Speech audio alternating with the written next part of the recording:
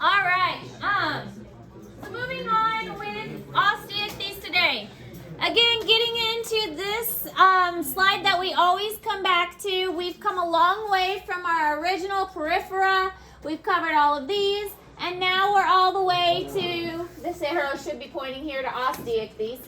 And then we've got amphibian reptiles, birds and mammals. So getting into the fun stuff. So Ostiechthyes, these are bony fish. Chondrichthyes was cartilaginous fish. Now we're at the bony fish. One of the big things that we did not see in chondrichthyes was the operculum develops in Ostiechthyes. The operculum is a covering over the gills, and this covering allows the fish to basically suck in water so it doesn't have to keep swimming. Now remember, with the shark, they didn't have this. They have to keep swimming in order to breathe. And that can not necessarily be exhausting, but it's just kind of a process that the shark has to do. It's part of their life. But now we've eliminated this process in bony fish. Bony fish can hold still. You go to a pet store or look at an aquarium, these fish can just sit still. And that's because they have an operculum that covers their gills. Some bony fish do have lungs. Others will, or they could have a swim bladder too. And they can be found in almost all aquatic habitats.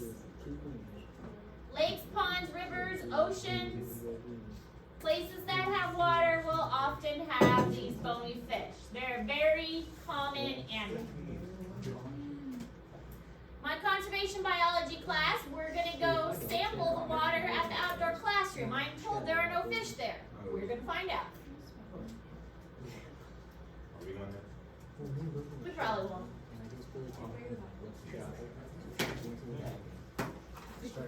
With conservation biology, we're going to go sample it and find out.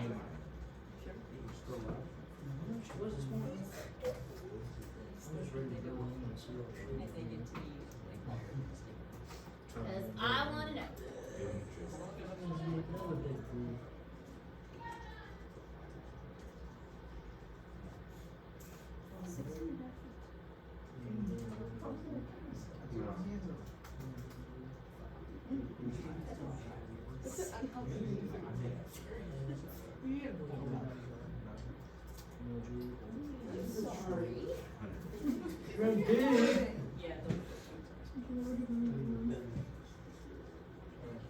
It's so dopey.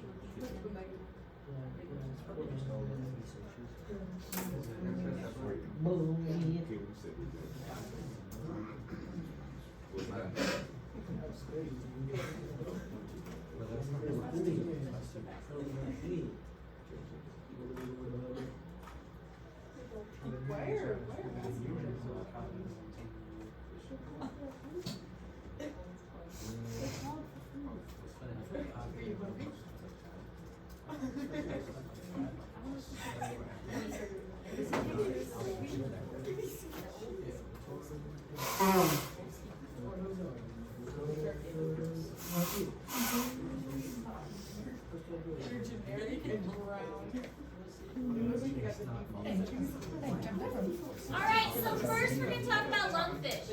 As the name would suggest,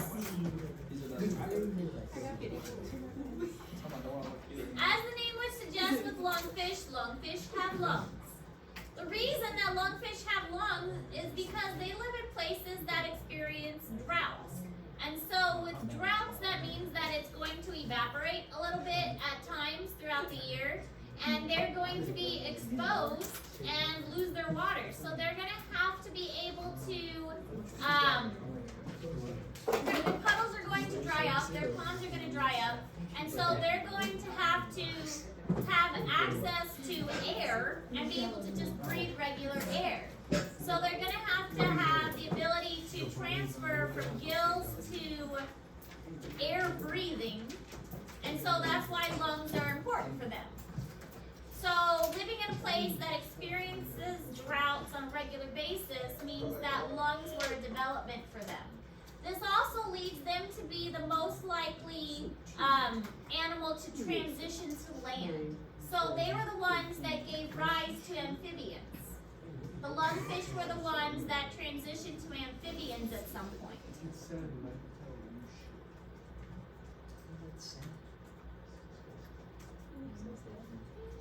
So they're found in places with droughts, and they're usually going to burrow into the mud to keep their skin moist, which again, another trait that we'd see in amphibians.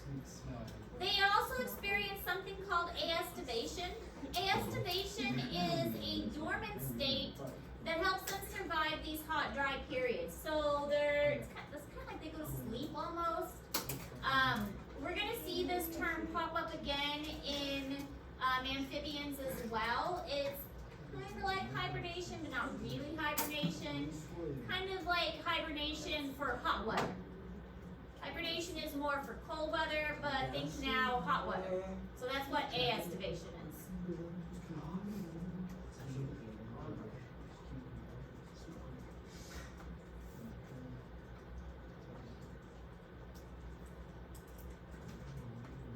I pressed John. No, you didn't. Yes, I did.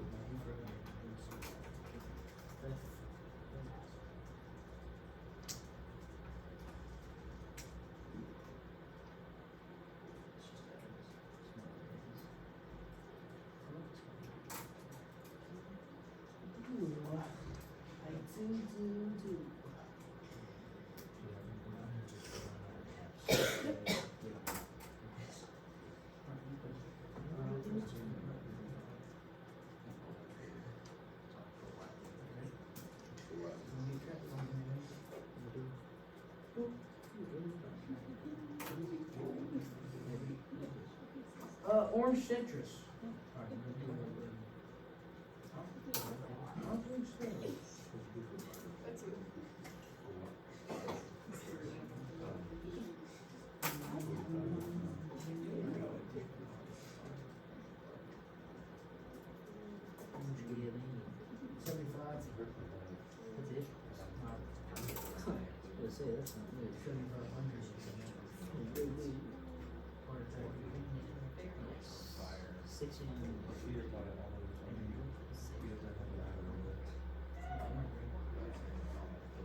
Let me see.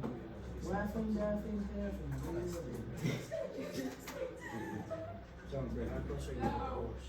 Or with this one? I told the horse the other day. Caffeine. Enough. Oh, yeah. Is it this one too? 69 milligrams. Harwood. 69 is my favorite position.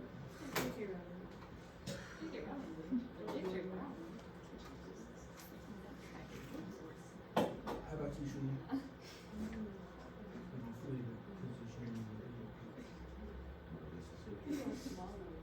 Yes. So I have this thought that duct tape and Oh, water yeah, guns that's should be like, or like sprayers, you know, should be like in a teacher's arsenal. We should have tape to like, so that you stay in your spot, and then water guns so we can like squirt you. Like, you know what a cat, like, yeah. So I can squirt my students. Like when they say something inappropriate, I squirt them. Water doesn't hurt them. But it, you know, when they say something inappropriate, I just squirt them. Can I have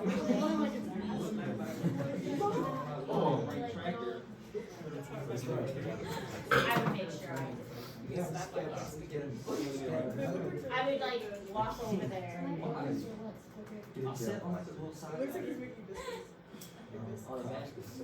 Anyway, and I have actually some water. Rayfin fish have a swim bladder. Rayfin fish are pretty common. They have a swim bladder, and the swim bladder helps them to move up and down in the water. And we know that sharks had the oil in the liver that helps them do this. And the oil in the liver helps the sharks to move up and down in the water for this. So the rayfin fish have a swim bladder, and it's like this big like bubble that, or a big balloon inside them that they can add air to or remove air from to help them move up and down.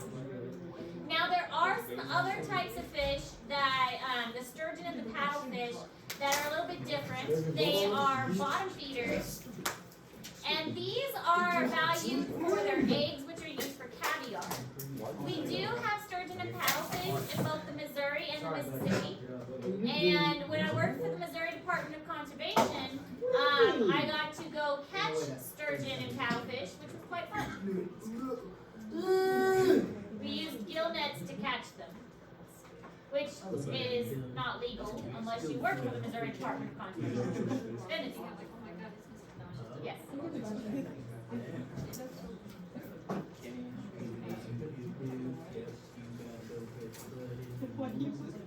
I guess I am.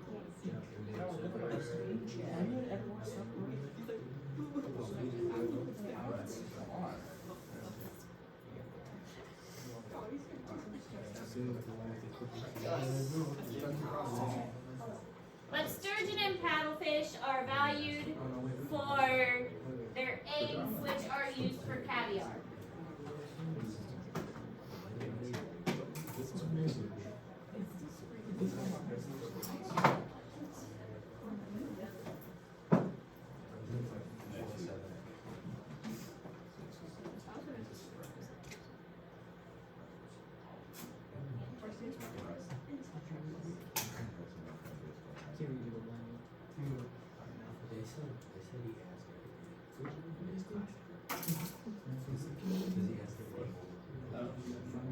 It's like a little psychic. It's like a psychic joke.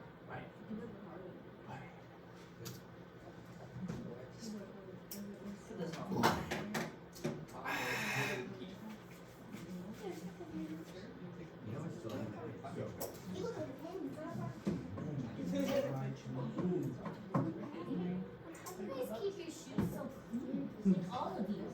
Logan's a bigger.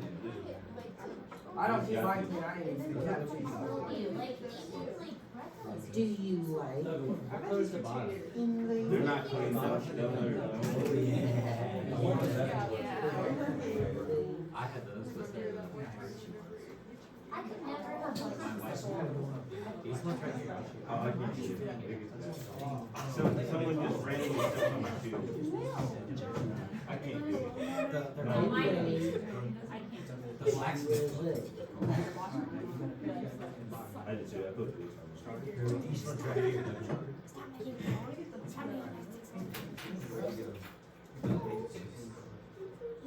Why did I get the little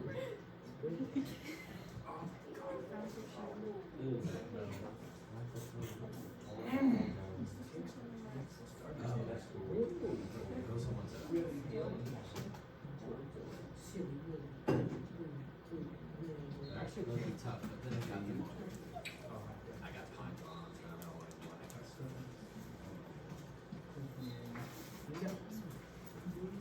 See you, John. And Greg, thank you for your help with the sharks. I know, I feel like I don't have enough for you to do. I didn't do anything like that. I watched it.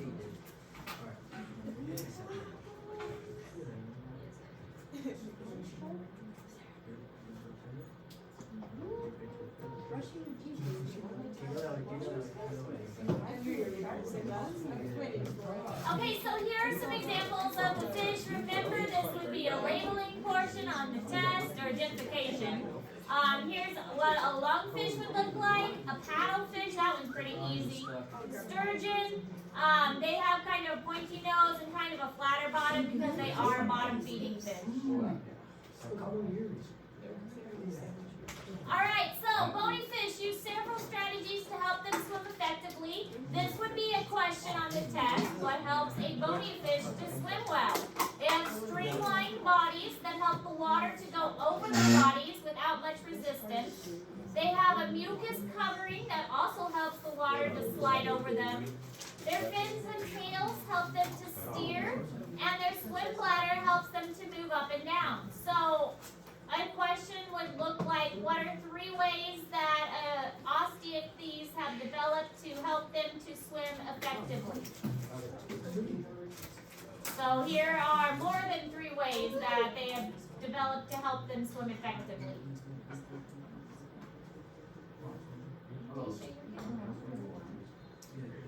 She's faking it.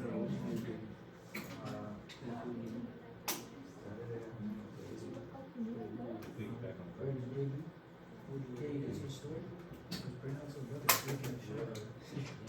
Like these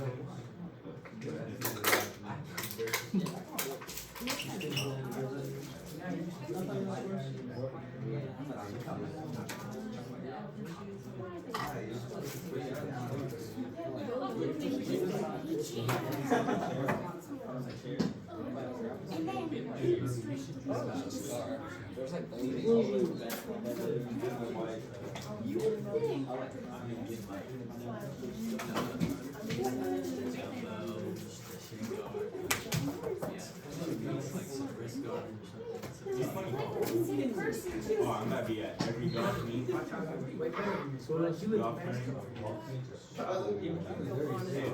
I'll be a golf trainer. If I'm taking pictures, I'm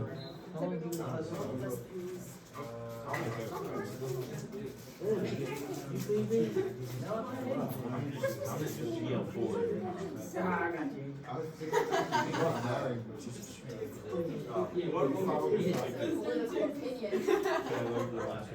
Yeah, just the last one.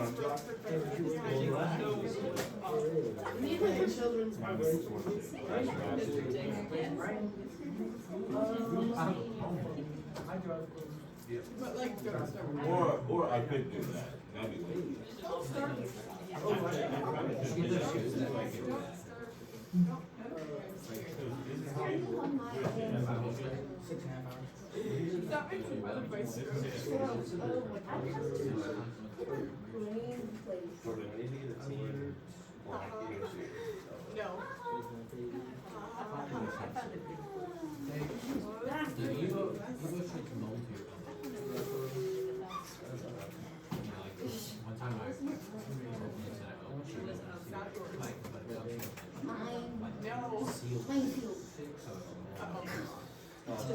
All right, so not much notes today. Look at that. Aren't I nice? Just a few notes. Yeah, there you go. So, you're working on your perch dissection prep. Your test is on Friday. We're going to take some more notes tomorrow. We're going to have a review day Thursday and test Friday. Any questions? Well, we're taking notes tomorrow. You took notes today. And tomorrow. Today and tomorrow. So what day tomorrow too? No, take notes tomorrow. Today and tomorrow notes. Study Friday, or study Thursday, review Thursday, test Friday. Any questions? Okay, work on your perch dissection prep.